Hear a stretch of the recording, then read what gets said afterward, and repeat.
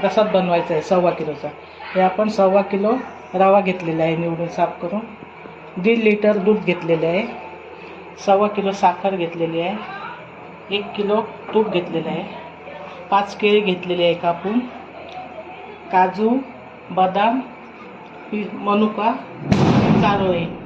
हे सगळं आपल्याला आता भाजून घ्यायचं आहे. रवा भाजून घ्यायचा पहिल्यांदा आपल्याला.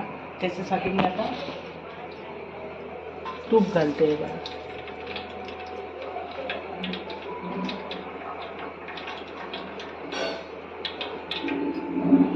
आता तूप आपलं चांगलं गरम करून घ्यायचं. आता हा पितळीचा तूप आहे, त्याच्यात आपण तूप टाकलेलं आहे. तूप चांगलं गरम झालेलं आहे. आता आपल्याला रवा टाकून द्यायचा. आता हा रवा आपल्याला